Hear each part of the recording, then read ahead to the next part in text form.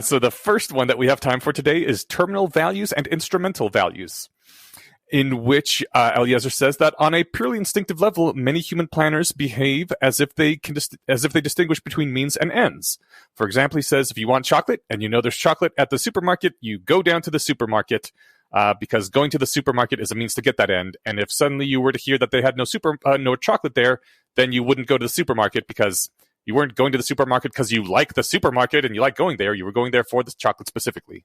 I'll say at the meta level on this post, either I am failing to I either already understand this so well that I felt this post was needlessly verbose, or I understand it way less than I think I do, and I'm missing a lot of the understanding here. But to me, the difference between a terminal and instrumental value makes sense. Like when talking about humans, I get when you're talking about building robots, it's different.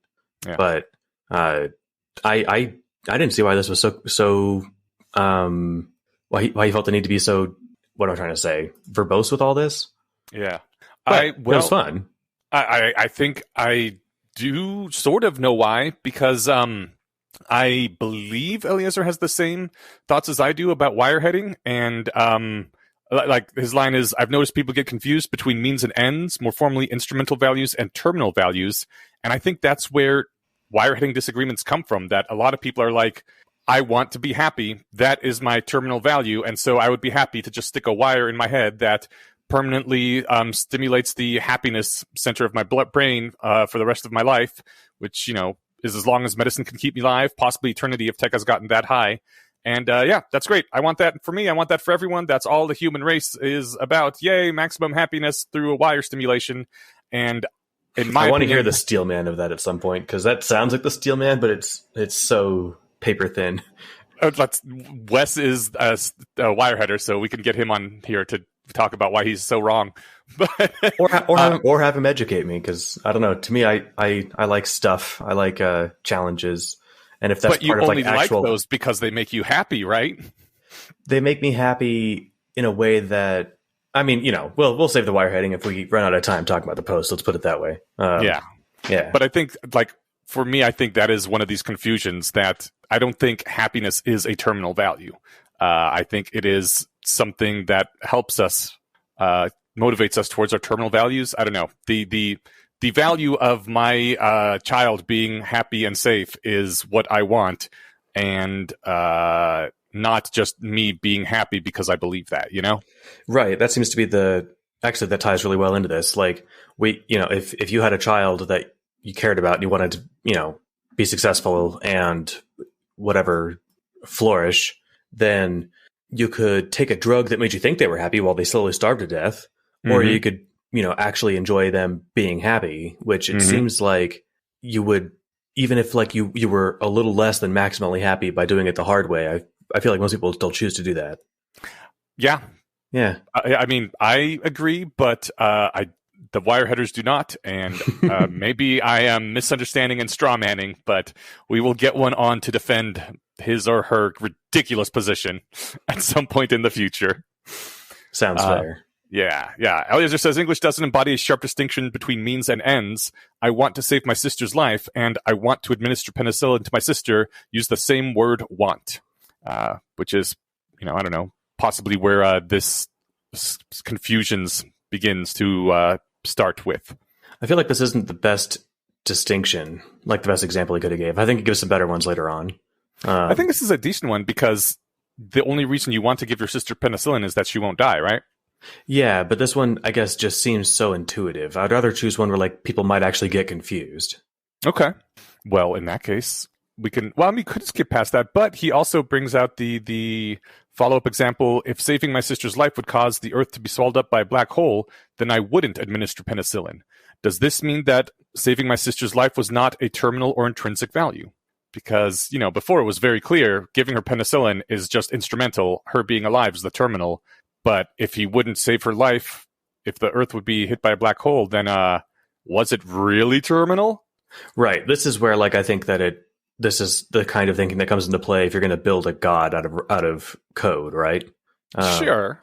But if you're a human, you're typically not choosing between black holes swallowing the planet and some other outcome. So Like, and I get it. Like, that's like the extreme example. You know, I might not blow up a hospital so I could steal all their penicillin just to give it to my sister, right? Like, Or that's something maybe that I, you as a would. human, might actually be able to do rather than like Yeah. have the earth swallowed or be swallowed by a black hole. Right. But Yeah. yeah, terminal values are desirable without conditioning on other consequences. See that's I kind of draw contention with that. I think that's the big mistake that the wire hitting and a lot of other people make. Like, I think that a lot of values are interlinked in a big web that rely on each other, and you can't just isolate one and say this is the terminal value. Yeah, I think that like we can speak colloquially of terminal values, Mm-hmm. but yes, in a moment where okay, let's actually reflect on all the possible outcomes of this, and then if you want to constrain yourself to like reality, let's reflect on like the realistically probable outcomes of this. You can Yeah. constrain what you mean by terminal value. Mm-hmm. Like, so I think, did I read the whole thing? Terminal values are desirable without conditioning on other consequences. Quote, I want to save my sister's life, unquote, has nothing to do with your anticipating whether she'll get injected with penicillin after that. Yeah. It's like, I don't know. Maybe this is just the thing because he says that we're not good at thinking about it and we get him confused. But to me, that seems like a super straightforward point. Well, I think what you said about, considering the various outcomes and which ones are remotely likely brings him right up into his next point. So maybe he set this up well about Bayesian decision systems, which kind of brings us back to our last episode's discussion about decision theories. So I kind of wish that we had read this in that too, but yeah, it all ties together. Anyways, he says that ideal Bayesian decision system can be set up using only 4 elements. First element is outcomes, a list of possible outcomes. Second element, actions, list of possible actions. Third element, utility function. It is a way to evaluate each outcome and determine what the utility of each one is, how much you hate them or love them. So go through all the outcomes and assign them a numeric value about how great or awful they are. And then finally, the fourth element is conditional probability function. That maps onto each action and basically multiplies the probability of your action resulting in that outcome and how desirable that outcome is. So, if you're only 1% likely to get the penicillin you need by blowing up the hospital, it makes it 1% as valuable to do that than it would have been if it was 100% guaranteed thing. Yeah. All that makes sense? Yeah, I mean, it does. I just, we'll keep going. I don't know why I'm being all, it's not even like negative on this one because I love the point. I don't know. It's going against the grain on my brain and we'll push through. Is it because, I don't know, maybe it's because like no one actually does that sort of full calculation, except in extreme rare cases. They generally go by intuition and just a gut feeling of what they believe the chances and outcomes are instead of calculating them. Is that maybe why? Part of it. I think another part is like I've been mulling over the conversation we had with Matt last week, which we usually record every 2 weeks, but since we had a guest on, we've got them scheduled for a week early. But I think it would be really, really helpful to like whenever you talk about probability theory or decision theory or these kinds of decision outcome considerations, that you just draw a big line that says decision theory for humans and decision theory for robots. Okay. And I know a robot's a subset of AI or whatever, but I like saying robots. Because breaking it up like this makes a lot of sense. But, it's like, is my being alive a terminal value? Is that why I ate breakfast this morning? Like, I don't know if it's useful for me to think of my life, as a squishy meat human that way, right? I mean, maybe your terminal value is to have as many grandkids as possible, and you don't know it, but eating is just one way to get to there. I'd be having more unprotected sex if that was one of my terminal values. That's true. Wow, it's the terminal value of your genes, at least. Right. All right. So basically, yeah. So you take those 4 things. You've got like a list of actions, a list of outcomes. You've got your utility function, which maps an outcome to a utility, which I guess we can just say like a preference. And your conditional probability function, which maps actions to outcomes and then gives them each a probability. So you take that, calculate the conditional probability of all the consequences that might follow, then add up the utilities of those consequences times their conditional probability, and then pick the best action. See, that's just not how humans do stuff. No, it's not. I mean, maybe intuitively it's what they're trying to do. Maybe. Probably not even. Most of the time, I think humans are probably just executing scripts that have been installed in them by society or family. And like, you've got to, I guess one of my, hidden variables in my conditional probability function is like, what's the easiest thing to do? Like, I made a simple, modestly healthy breakfast rather than a more complex healthy breakfast this morning because it took 30 seconds rather than 10 minutes. Yeah. So, that sort of stuff. But it's interesting seeing how much we run on scripts that are installed. It seems, kind of important to make sure the best scripts are the ones that we get installed with. But that is a different topic that we covered in many different episodes, such as the one about Secret to Our Success. Yeah, we want to try and, overcome those biases, one might say. Hell yeah, we do. Eliezer says that if all that's important is one's mental state, then you would indeed be rather unlikely to sacrifice your own life to save another because then you don't have a mental state once you've sacrificed your life.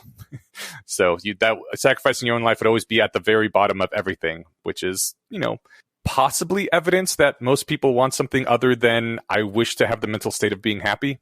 But again, I'm getting sidetracked to flog my own horse right there. They're just virtue signaling. If you run into a building to save orphans that you've never met, you're just doing it just to tell everyone how awesome you are. Right. So that way they'll want to have sex with you and you'll have more grandchildren. And the fact that you die doing it is just, because your brain's not good at math. So stupid brain. I said that tongue in cheek for if my smirk didn't come through on the audio. It sometimes can be hard to tell if someone's smirking over audio. All right. So I think where he says this is where the one of the ways that breakdown can happen between instrumental and terminal values is that if a causal network is sufficiently regular, you can find a state B that always leads to state C regardless of how you achieved state B, then if state C was like your terminal value, the one you wanted to achieve, you could just plan efficiently on working out a way to get to B all the time because getting to B would get you to C. So he says, suppose, for example, that there's some particular value of B that doesn't lead to C, which is, I think, the punchline of basically every evil genie story ever. That you wish for a thing and the genie is like, here's that thing. And you're like, no, that's the opposite of what I wanted. I didn't realize that what I really wanted was the other thing and you fucked me. I like that probability pump, or what is that one that's probably coming up because it's super related to this. I think that's what it was. The probability pump. Yeah, the outcome pump or something. Outcome pump. Thank you. That lands perfectly with this. Where you said the evil genie. Yep. Yeah.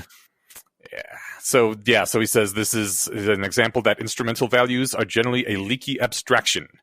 You sometimes have to toss away the cached value, like the thought that B is always what you want to get, and compute out the actual expected utilities to realize that getting B in this particular case would be the opposite of what you want because it will lead to negative C.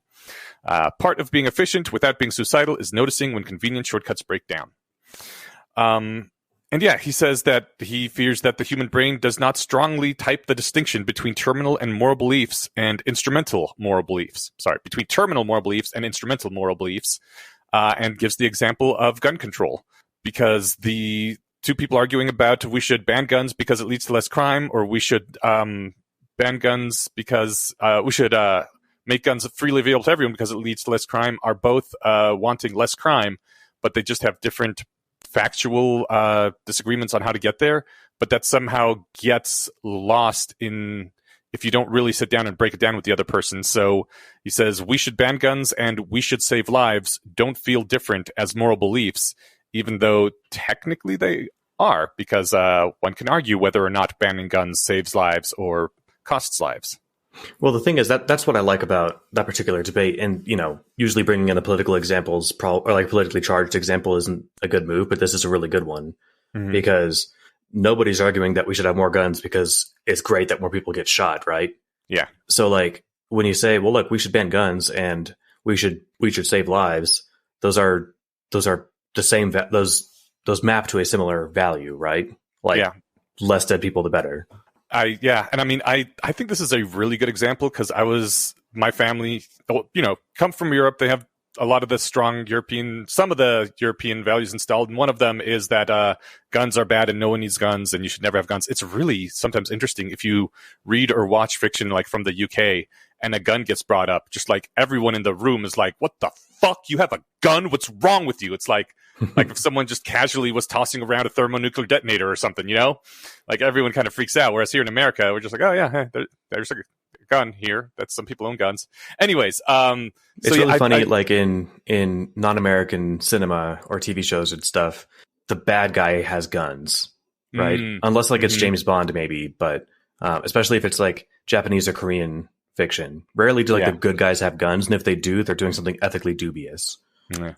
And James Bond is American fiction anyway. I mean, like totally valid point. Yeah, Ian Fleming maybe, but it is adopted by Hollywood, and it's been American since the first James Bond. Yeah, I'm silly. They're not British movies.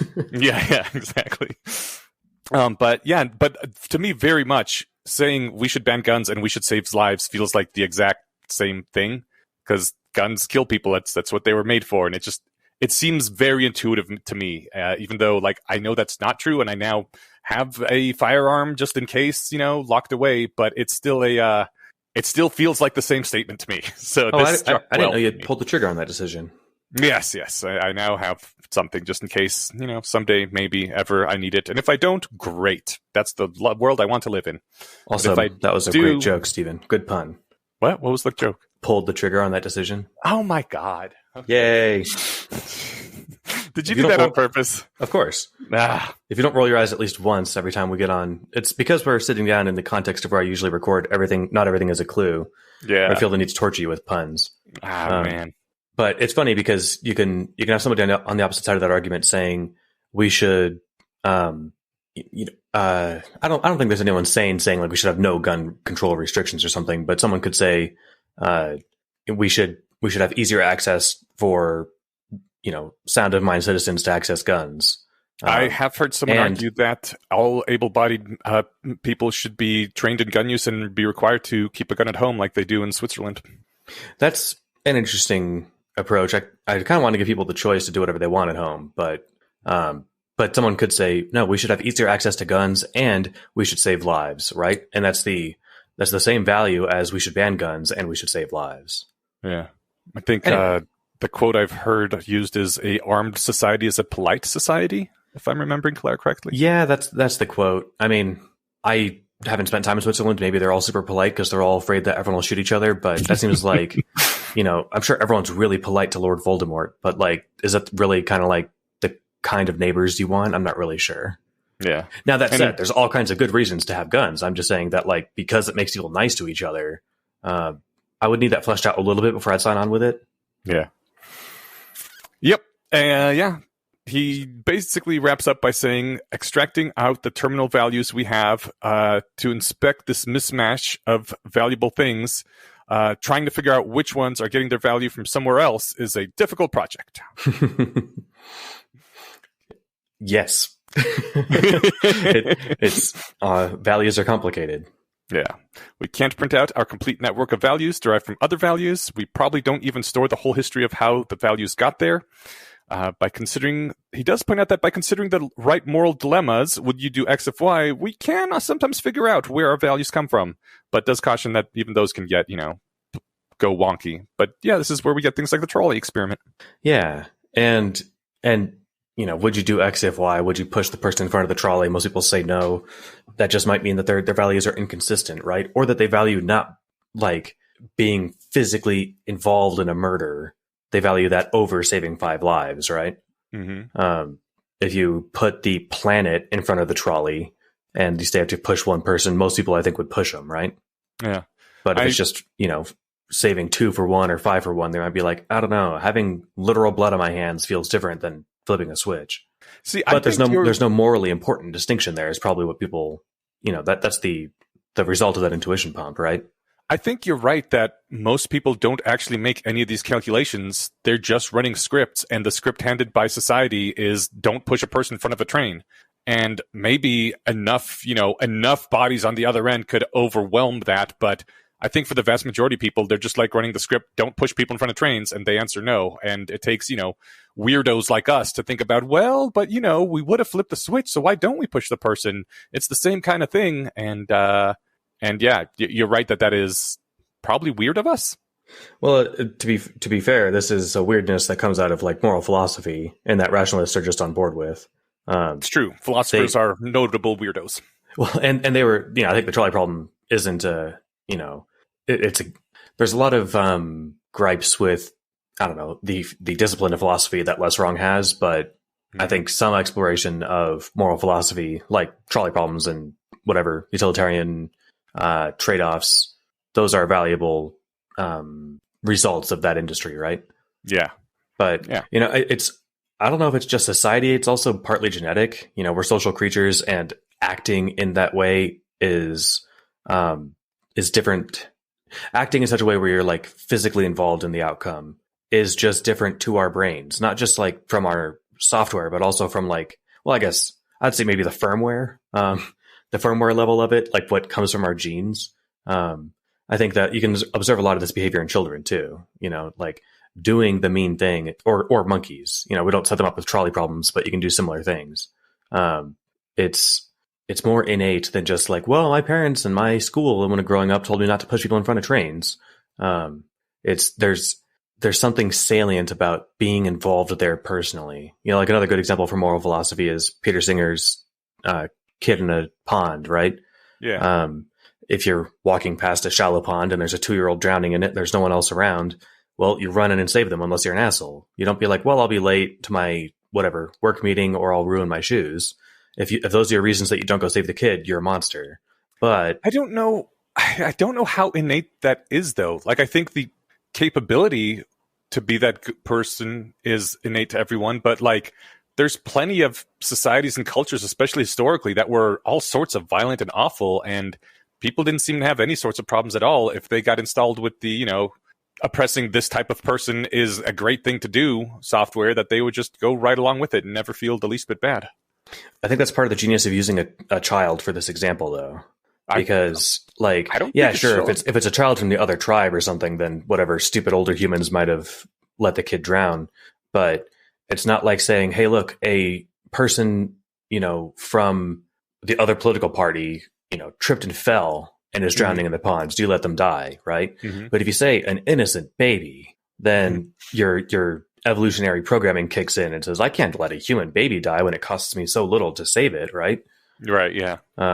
First off, like, that's just bad for like my species' genetic fitness, but also I would look like an asshole if anyone ever found out, right? So since we're social creatures too, that comes into play. Yeah. But really, like, at the end of the day, I don't really care where those values come from because I like that one. So I'm just happy to run in and save the kid, right? Right, yeah. But I brought that up because that seems morally salient, but semi-literally pulling a kid from a pond who's 5,000 miles away doesn't give you any like psychological kickback for it. Mm-hmm. And that's why I like giving to charity is so unappealing, because you don't get to feel like a superhero when you drag this kid out of a pond. Yeah. Instead, you're just paying somebody else to do it, and that doesn't feel as cool. Interesting. I wonder if somebody set up a charity where you paid $2,000 for the opportunity to run into a pond and save a kid, and it only cost like $50 to set up this drowning kid scenario. So the rest of the money would go to saving, kids in Africa from malaria or whatever. Like, how popular that would be. It would be hard to do though, because you'd have to have an actual child in risk of drowning if you don't run in to save them, and that's ethically dubious. That's what I was going to say. Is the parents who would sign off on that experiment would I don't think they should be allowed to have that kid. Yeah. I think this one wraps up nicely. We don't know what our own values are or where they come from. Being ignorant of our own values may not always be fun, but at least it's not boring, which it's true. We demonstrated by talking for the last 10 minutes. we spend quite a bit of time doing this sort of thing. All right, shall we move on to evolving to extinction? Yeah, which is the kind of thing that you would do if you just let kids drown in ponds. Yeah, I suppose so.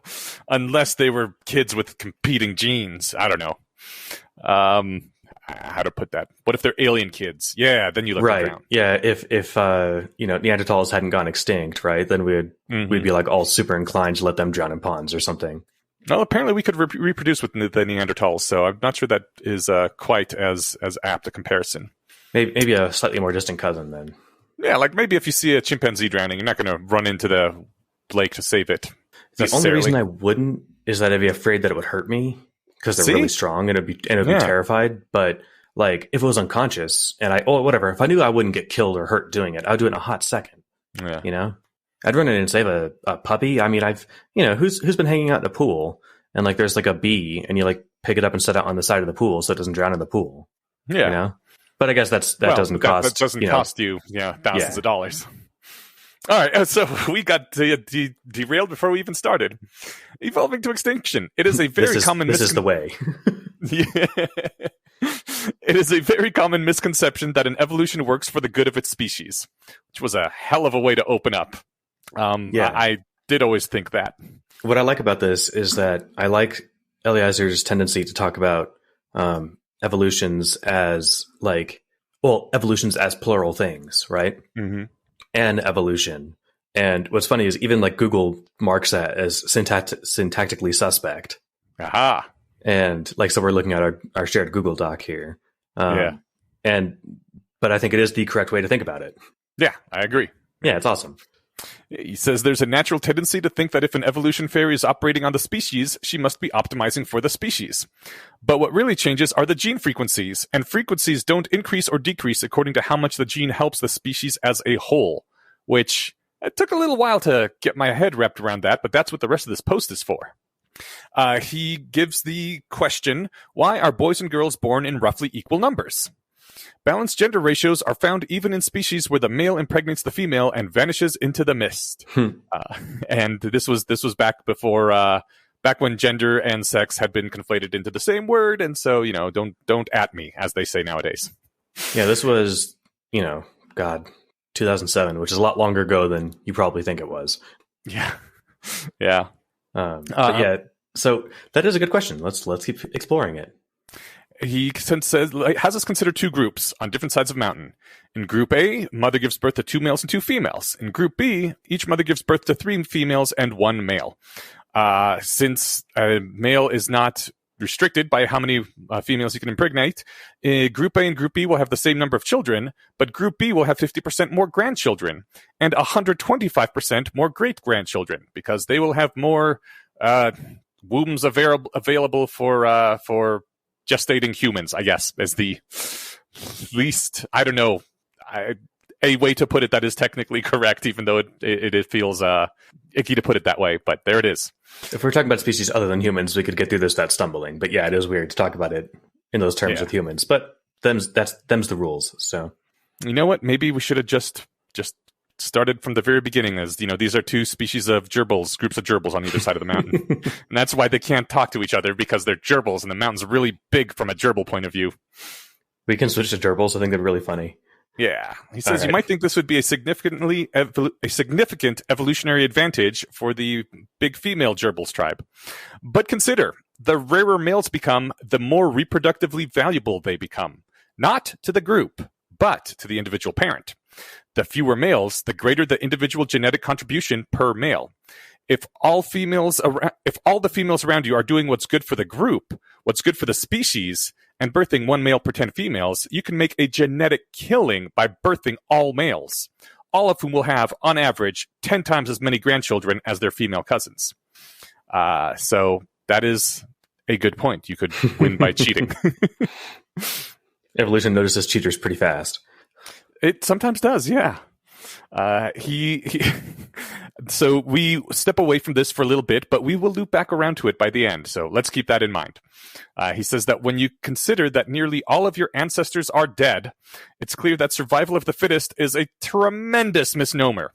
It's replication of the fitter would be more accurate, although technically fitness is defined only in terms of replication anyway.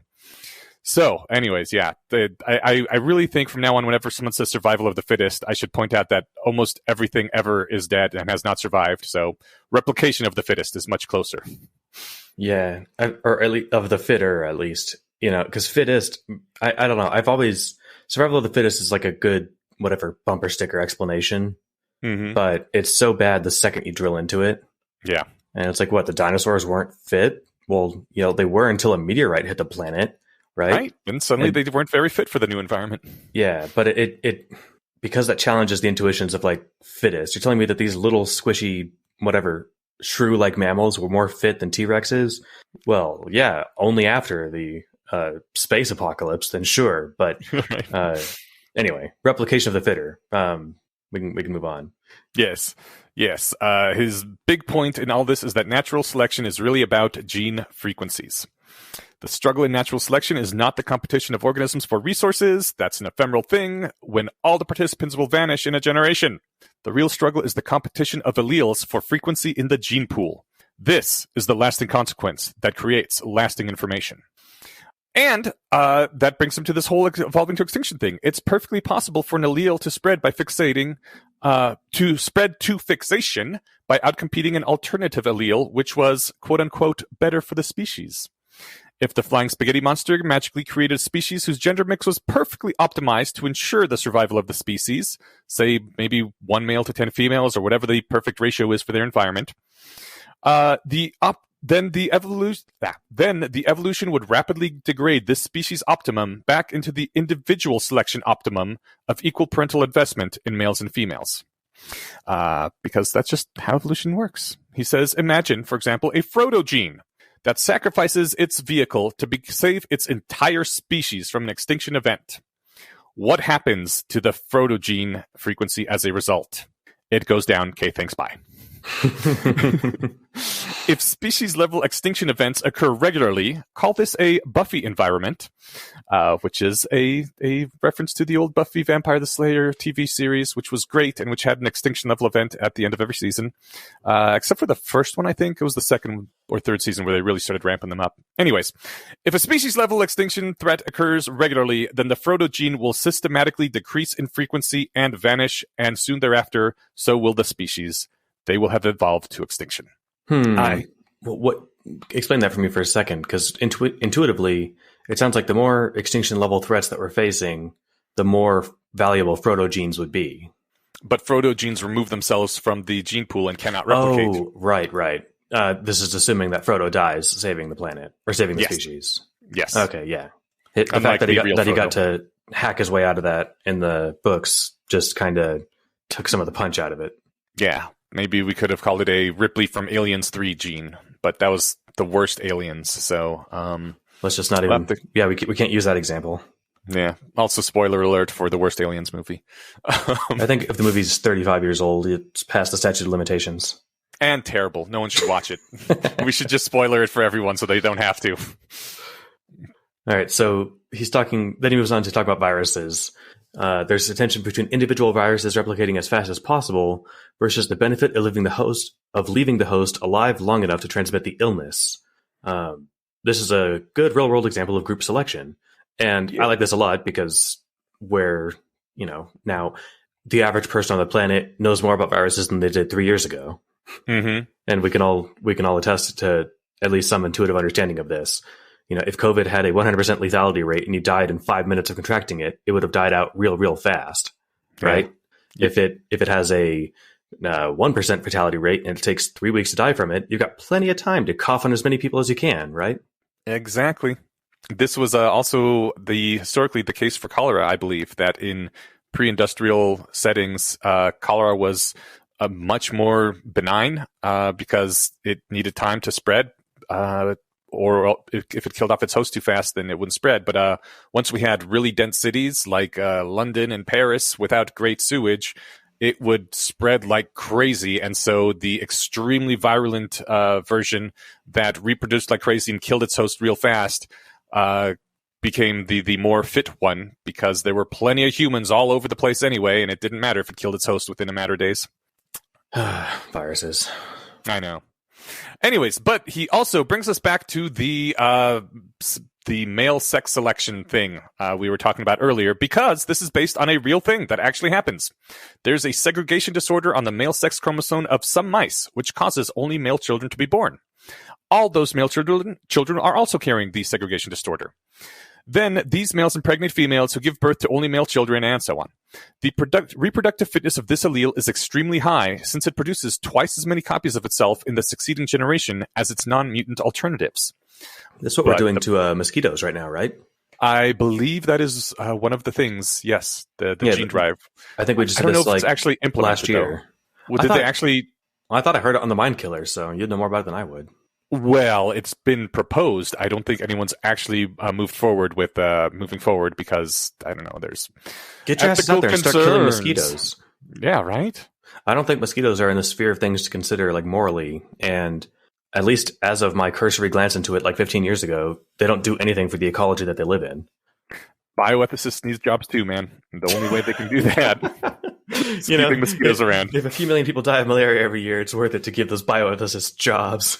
Exactly. That's the kind of intuition pump we get from moral philosophy. All right.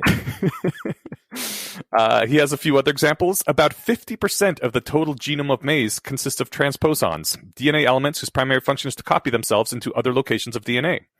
They don't do anything except copy themselves into DNA. This class seems to have first appeared in Drosophila, I guess that's the maize, only in the middle of the 20th century, and spread to every population of the species within 50 years. He says the ALU sequence in humans is a 300-base transposon. It's repeated between 300,000 and 1 million times in the human genome. These cheating motherfuckers are doing pretty well. Cancer cells do pretty well in the body, prospering and amassing more resources, far outcompeting more obedient counterparts for a while. Multicellular organisms can only exist because they've evolved powerful internal mechanisms to outlaw evolution. If the cells start evolving, they rapidly evolve to extinction. The organism dies. I like the quick pause on the ALU sequence in humans, the 300-base transposon that's repeated between 300,000 and 1 million times. Yeah. So mutations in genetic replication happen at some regular low rate, right? Mm-hmm.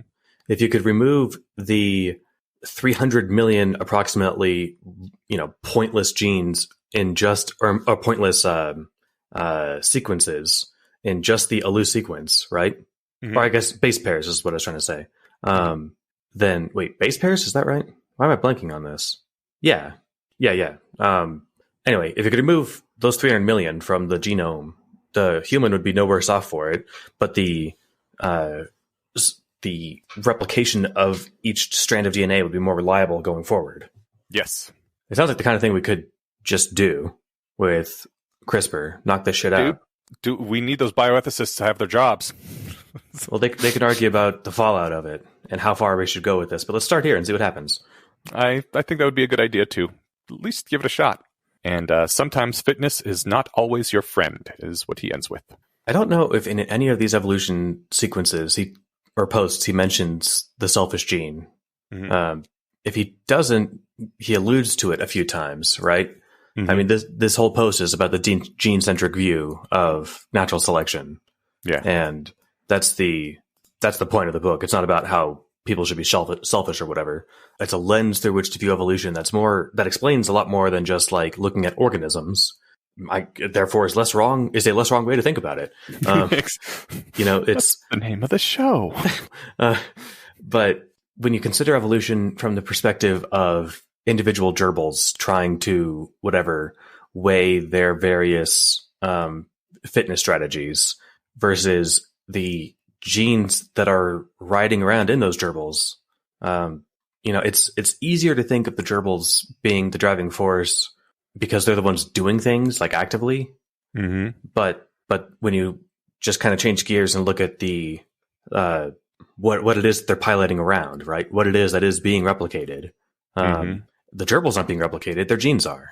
Yeah, and I don't know. It's definitely. I just like it's like just a zoom in on the field that I think helps to illuminate a lot. Yeah.